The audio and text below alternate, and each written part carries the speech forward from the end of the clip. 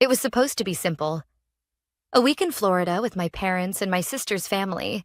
Sunshine, rides, laughter. A first big trip for my 7-year-old daughter, Ellie. She'd been buzzing for days, counting down on a calendar she made herself, every square filled with glitter and crooked stickers. I'd packed her favorite clothes, the pink headphones she never took off, and that worn-out stuffed bear that looked more gray than white by now. When we reached the airport that morning, everything smelled like coffee and jet fuel. My parents were already at the counter, surrounded by suitcases that could have carried a small planet. My sister Melissa was scrolling on her phone, her husband beside her with matching sunglasses. Typical. Ellie ran ahead, waving her boarding pass like a golden ticket. "Grandma, we're really going," she said, breathless with excitement. My mother smiled thinly, barely touching her hair. "Yes, dear." "Go stand with your cousins," I told myself to breathe. My work had exploded that week. Deadlines, meetings, so I couldn't go. I'd planned everything, though. Hotel booked, flights arranged, expenses prepaid. It wasn't cheap, but family time mattered. At least that's what I thought. "Are you sure you'll be okay alone?" my mom asked, like I was the child in this story. "I'll survive 5 days, Mom." I smiled. "You'll have fun." She looked unconvinced, as always. They started boarding soon after. Ellie hugged me so tight her small fingers trembled. "You'll come next time?"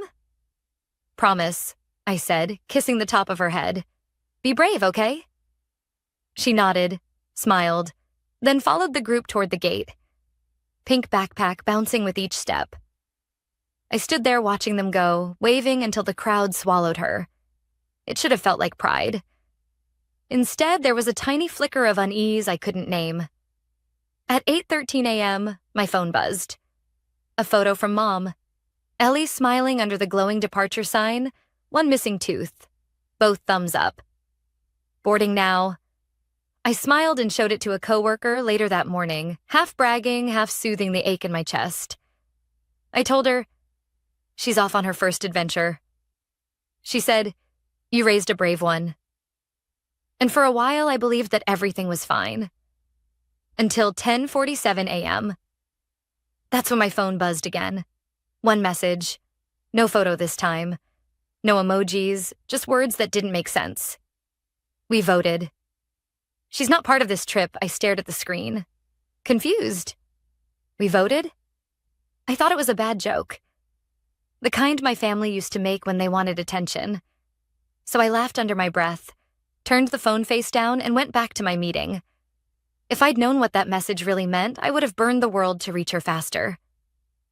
It wasn't until after lunch that the silence began to feel heavy. No updates, no texts from my mom or Melissa. Normally, they'd be sending pictures of cocktails or kids screaming on roller coasters. I refreshed my messages. Nothing. By 4 o'clock, I tried calling. No answer. 5 o'clock. Straight to voicemail. By 6, the ache in my chest turned into something sharp. Finally, I called the airline. The woman on the other end sounded apologetic, typing quickly. "Yes, the passengers boarded successfully," she said. Then a pause. Except, there was a note on one of the manifests. A minor passenger did not board. My mouth went dry. "What? Who?" "Your daughter." It says here she was escorted to the care desk. The next few minutes blurred. I drove through traffic I barely remember, hands gripping the wheel so tight my knuckles burned. I don't even remember parking, just running into the terminal, eyes darting through crowds until I saw her. Ellie was sitting on a bench beside an airline staff member, legs swinging, clutching her stuffed bear. Her cheeks were red, eyes swollen. When she saw me, she whispered one thing. "Grandma said I wasn't coming."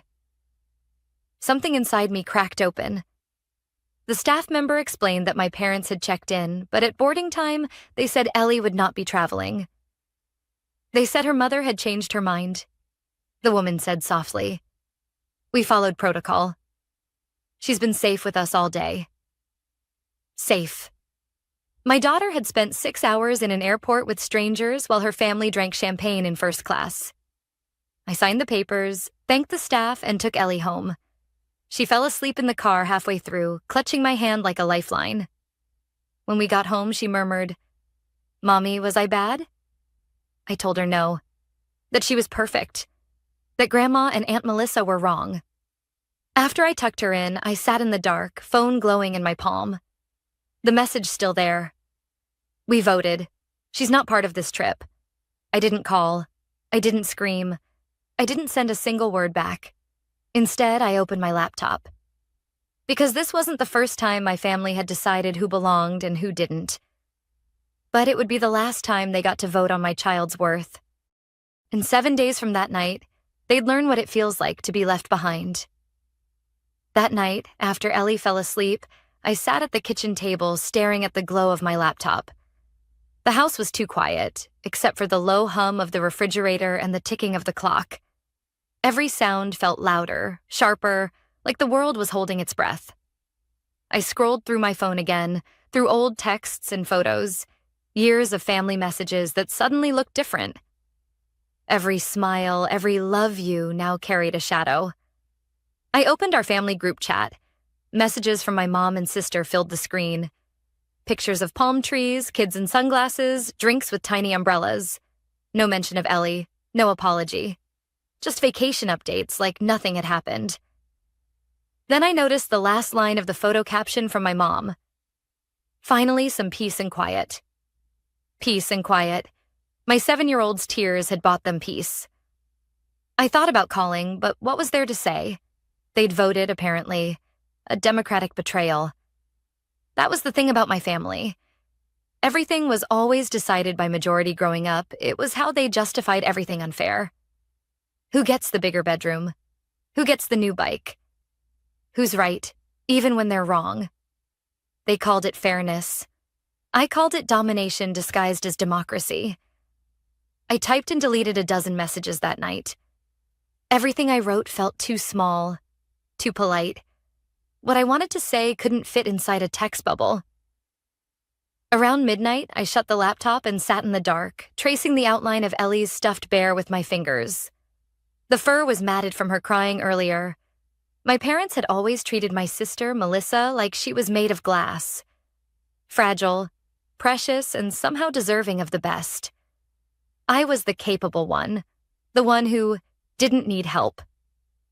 It started when we were kids. She'd cry over losing a board game, and I'd have to let her win to keep the peace. If we both got sick, Mom would bring her soup and tell me to rest quietly so she wouldn't worry. By the time we hit high school, the pattern was set in stone. Melissa could crash a car, skip classes, and still get sympathy.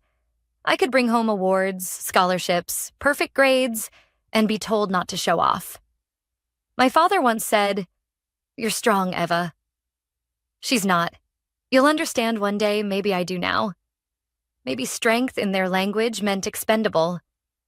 When I left home for college, I thought I'd escaped it. But families like mine have a way of pulling you back.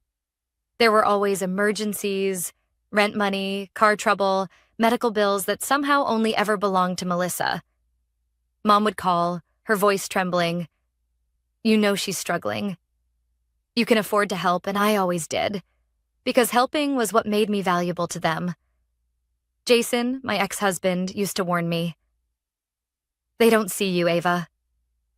They see what you can do for them." He was right, but I didn't want to admit it. Even after the divorce, I kept trying to hold the family together, for Ellie's sake.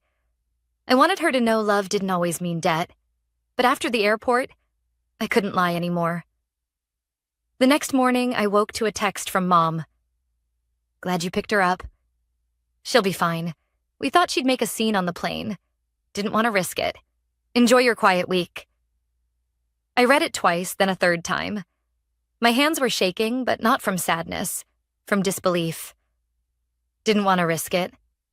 Like my child was luggage too fragile to take. I didn't reply.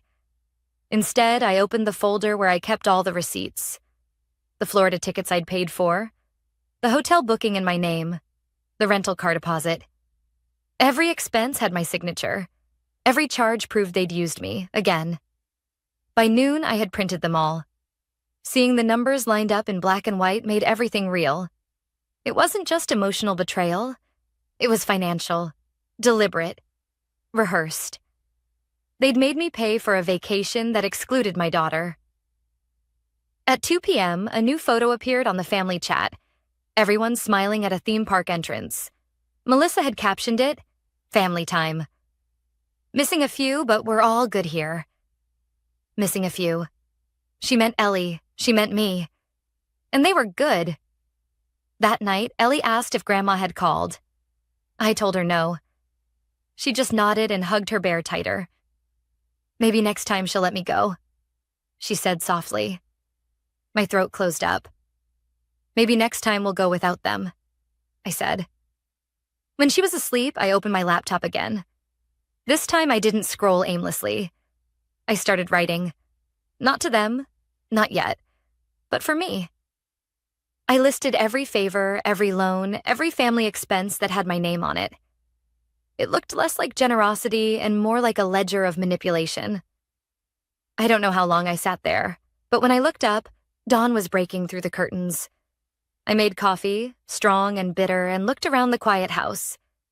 For once, it wasn't silence that filled it. It was focus. They'd voted yes, but they'd also left evidence. Financial, emotional, digital. And I was done pretending fairness ever existed in our family. Because the thing about people who always take is that they never imagine the giver will stop. They would learn soon enough. 7 days from now, they'd understand what it means to be excluded, truly, completely, from someone's life. And unlike them, I wouldn't need a vote. 3 days passed before I spoke a single word to my family. I worked, cooked, and tucked Ellie in as if life were normal, but inside something was shifting. Every message from my mom went unanswered. Every photo from Melissa, poolside drinks, matching t-shirts, fake smiles, stayed unopened. The longer their silence stretched, the clearer it became. They didn't think they'd done anything wrong. By the 4th morning, I stopped checking my phone altogether. Instead, I opened my laptop and began to trace every thread that tied me to them, financially, legally, and emotionally. I wasn't just angry. I was methodical. Because anger fades, but proof doesn't. I started with the Florida trip. The flights, hotel, and car rental had all been charged to my card. My mother had insisted it was easier that way, promising to reimburse me later. They never did. I had the booking confirmation, receipts, even the email where she'd written, "You're such a blessing, Eva. We'll handle you next month." That was 2 months ago. Next, I looked at the house. A year earlier, I'd let Melissa move into one of my rental properties. She'd cried about losing her apartment, said it would be temporary. Temporary had become 12 months of partial rent and endless excuses. "We'll catch up when Ryan gets steady work," she said. "You know we're good for it." They weren't. I'd covered the property tax, maintenance, and utilities myself. When I added everything up, my jaw tightened. Over $30,000 unpaid. Then, the smaller things. Emergency loans, forgotten bills, deposits I'd covered for their children's camps. I'd even paid for my parents' anniversary cruise because it wouldn't be the same without family. Apparently, family meant everyone except my daughter.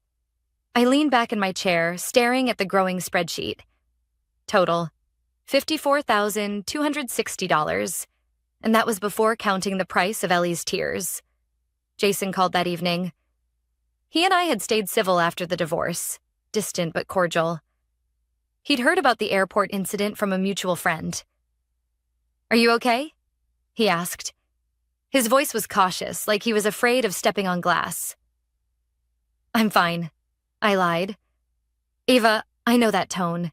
You're planning something not planning," I said. "Documenting." He was quiet for a beat. They crossed a line this time. "They erased one," I said. After we hung up, I sat staring at my reflection in the laptop screen. I looked calm, too calm. It reminded me of my mother. The same stillness she used before saying something cruel. I realized I finally understood it. Calm wasn't peace. It was focus sharpened into a blade. The next morning, I made calls. A lawyer friend, Daniel, owed me a favor. We'd met years ago when I helped his firm with a real estate project. When I told him the situation, he didn't interrupt. He just listened. Finally, he said, "You're not asking for revenge. You're asking for accountability." "Exactly," I said. "I can draft a formal letter, a repayment notice. Keep it factual, professional. If they ignore it, we'll escalate legally." "Do it," I said. "Are you sure?" This could destroy whatever's left of the relationship I thought of Ellie crying at the airport, asking if she'd done something wrong. There's nothing left to destroy. That night, I drafted my own version of the letter before Daniel's official one arrived. I called it Family Reimbursement Statement. The name almost made me laugh. Polite, sterile, the opposite of what it really was. A mirror held up to years of quiet exploitation. I itemized everything.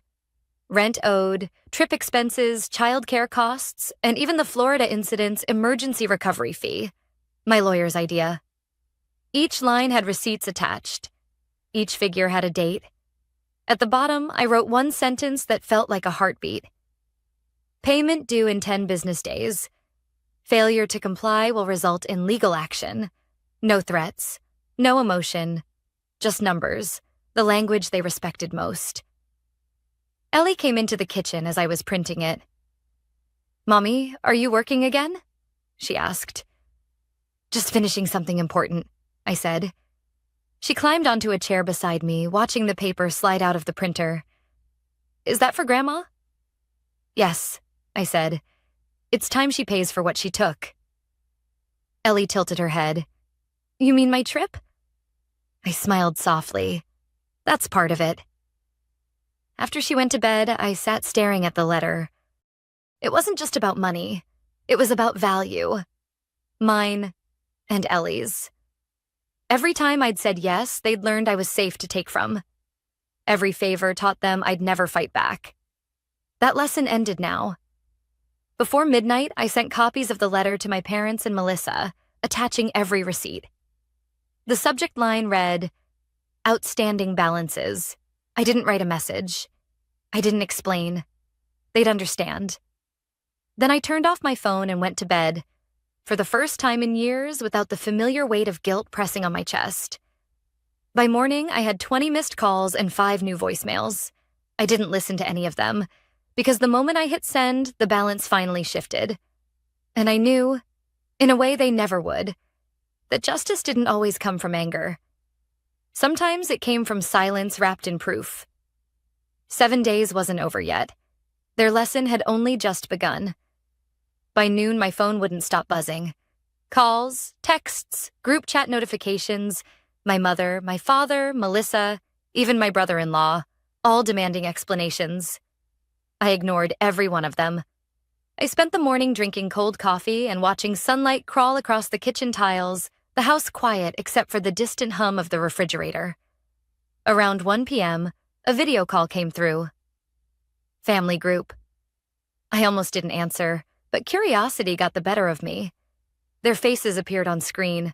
Mom in her beach hat, Dad beside her looking annoyed, Melissa lounging on a deck chair with sunglasses pushed up into her hair. The Florida sun behind them made their smiles look brittle. Mom started first, her voice sugar-coated but sharp. "Eva, honey, we just got your email." "What on earth is this supposed to be?" Melissa laughed. "A bill?" "Really? 50-something $1,000? You've lost it." Dad folded his arms. "You're overreacting." "This is family business, not a transaction." I waited until they ran out of words. "You left my daughter at an airport," I said quietly. "This is a transaction." "You've been taking for years. Now you pay." Melissa rolled her eyes. "Oh, please." We took her off the trip because she was being difficult. "We did you a favor?" "A favor?" My voice didn't rise. I didn't need it to. A 7-year-old crying alone by a terminal door is a favor? Mom sighed dramatically. "You always twist things, Eva." "We made a judgment call. You should thank us for handling it." I let out a small laugh, the kind that doesn't sound like laughter at all. You think abandoning a child is handling it? Their smiles began to falter. The silence on the call thickened. Even the background sound of waves seemed to pause. Dad finally spoke. Ava, you're making a scene over nothing. We've always helped you. You owe us more than you realize. I owe you? I repeated slowly. Let's check the math. I lifted the letter into view, pages of receipts clipped neatly. Flights, hotel, rent, repairs. I've been paying for your vacations and Melissa's home for years. You didn't help me. You drained me. Melissa's voice cracked into a higher pitch. You think you can charge your own family? Who does that? The kind of person you left behind, I said. 10 business days. After that, the lawyer takes over. Mom's mask finally slipped. You'll regret this, she hissed. Maybe, I said. But at least my regrets sleep safely at home. Then I ended the call. The silence that followed felt heavier than any shouting could have been. I stared at my reflection in the black screen. Calm, almost detached. For the first time, their guilt wasn't mine to carry. By evening, the guilt parade began. Text after text poured in. We're worried about you. This isn't like you. You're tearing the family apart. You're being cruel. I read each one and deleted it. Every line sounded like a recycled script, the same manipulation dressed in concern. When they realized guilt wasn't working, they switched tactics. Melissa posted a picture on Facebook. Her drink raised, captioned, "Money changes people." Mom commented, "Proud of you for staying graceful through pain." By morning, my inbox filled with messages from cousins asking if I'd really sued my own family. I didn't answer. Instead, I forwarded the post to Daniel, my lawyer friend. Within hours, he sent a short, dry email to my parents. Cease defamation. Public posts are admissible evidence. The posts vanished the same afternoon. In their place appeared, misunderstanding cleared up. All love here, accompanied by terrified emojis. That night, they showed up at my door. 3 sharp knocks, the sound of entitlement. When I opened it, Mom smiled the way she used to with waiters, practiced kindness. Sweetheart, let's talk. This is just a misunderstanding. No, it isn't, I said. Dad stepped forward. Let's go inside. We can settle this privately. I'm fine out here. Melissa crossed her arms. You're blowing this out of proportion. It's about Maddie, isn't it? She was misbehaving, Eva. You're letting emotion control you. You left her alone, I said evenly. You don't get to call that parenting. Mom's voice dropped lower, trembling with manufactured pity. You've changed. You're cold. I learned from you, I said. The words hung between us like smoke. Tracy tried again, her tone slipping from charm to threat. You'll be sorry when this ends up public. I met her gaze. Then maybe people will finally know who you really are. Dad exhaled loudly, shaking his head. You used to have respect for your family. I still do, I said. For the one I'm building, not the one that keeps breaking me. Mom's lip trembled. You're turning your back on your own parents. You left my daughter, I said quietly. I think we're even. The air went still. Even the birds outside seemed to stop. I stepped back and closed the door slowly. The latch clicked, a small, final sound that felt louder than their shouting could ever be. I leaned against the door for a moment, heart pounding, but not from fear. Relief. It was over. Or so I thought. The next day, a letter arrived from their lawyer, a single page claiming unreasonable financial demands. Daniel handled it without blinking. He sent back every contract, every signed lease, every record of payment. Let's see them try to argue with math, he said.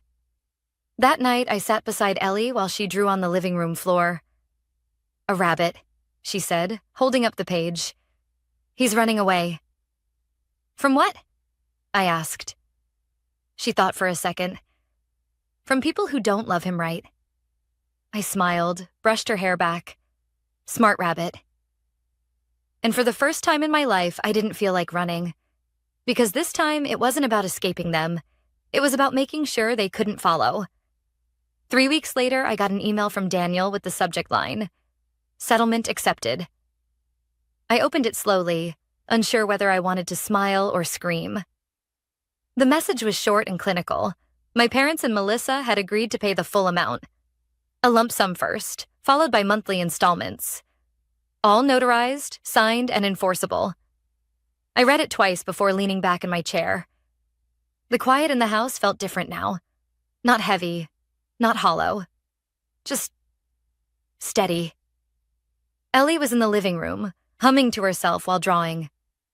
The smell of her crayons mixed with the faint scent of coffee. For the first time in years, that scent didn't carry tension. When Jason called that night, I told him about the settlement. He laughed softly. "You actually did it." I didn't think they'd ever cave. "They didn't have a choice," I said. "How do you feel?" I hesitated. Not happy. Just done. He understood. Happiness wasn't the point. Peace was. That evening, after Ellie went to bed, I sat by the window with a glass of wine. Outside, the streetlights blinked against the rain. I thought about the years I'd spent trying to earn love through usefulness. Every time I'd fixed their problems, bailed them out, paid their way, I thought I was keeping the family together. All I'd really done was feed their illusion that love could be taken, not returned. Now the balance had shifted, literally and emotionally. The first payment arrived the next morning. A quiet ping in my bank app. The note attached read, "Per agreement." Let's not make this uglier. I stared at it for a long moment. No apology, no acknowledgement, just compliance. But somehow that was enough. Because I no longer needed their regret to feel right. I had proof, boundaries, and silence. And all three felt better than forgiveness ever had. Life settled into something resembling normal. I went back to work, took Ellie to the park, even started sleeping through the night again. The tension that used to hum in my body like background noise was gone. My therapist called it decompression. I called it freedom. A week later, I heard from a cousin that Melissa had started working part-time at a dental office. Her husband was doing delivery shifts. My parents were downsizing their house. It wasn't revenge. It was consequence. For the first time, they were living within limits. Maybe that was the lesson they needed. Still, a part of me wondered if I'd gone too far. Late at night, that question sometimes hovered over me like a faint echo. Did I destroy them, or just hold them accountable? One evening, I got my answer from the most unexpected source. Ellie was drawing again. Another rabbit. This one wore sunglasses and carried a tiny suitcase. "Where's he going?" I asked. She grinned. "Somewhere sunny." But this time, he bought his own ticket. I laughed quietly, a sound that felt new in my own throat. "Smart rabbit." She looked up at me. "Mommy, are we still mad at Grandma?" I thought about it. "No," I said slowly. "We're just done waiting for her to be kind." Ellie nodded, satisfied with that. Children have a way of simplifying truths adults try to complicate. That night, I moved the settlement money into a separate account, labeled Ellie's Future Fund. I didn't want to touch it. It wasn't about wealth. It was about closure. Every dollar was a boundary restored, a reminder that even in betrayal, you can rebuild what's yours. A month later, an envelope arrived. No return address, just my mother's handwriting on the front. Inside was a short note. "We never meant for it to go this far." "Family shouldn't need contracts," I didn't reply. Because she was right. Family shouldn't need contracts. But if they break the meaning of the word, they earn the paperwork that replaces it. That night, I sat on the porch with Ellie curled beside me under a blanket. She pointed up at the night sky, at a plane moving across the stars. "Do you think they're flying somewhere nice?" she asked. "Probably," I said, but we're already somewhere better. We watched the plane until it disappeared, leaving only silence and a faint hum of the world turning. I thought about that morning at the airport. Ellie's tears, the text message, the betrayal that finally broke something I should have let break years ago. They had voted her out of a trip, but in doing so, they voted themselves out of our lives. And for once, the vote was unanimous. I glanced at my phone, the same one that had once delivered their cruelty. Now it sat silent. No new messages, no apologies, just peace. Ellie fell asleep against my shoulder. I carried her to bed, tucking her in beside her stuffed bear. She stirred and murmured, "Love you, Mommy." "Love you more," I whispered. In the quiet that followed, I realized something simple but powerful. Sometimes justice isn't loud or dramatic. Sometimes it's just the sound of nothing left to explain. They left my daughter behind, thinking I'd do what I always did. Forgive. Fix. Forget. Instead, I built a life without them. And the truth is, I didn't ruin theirs. They did.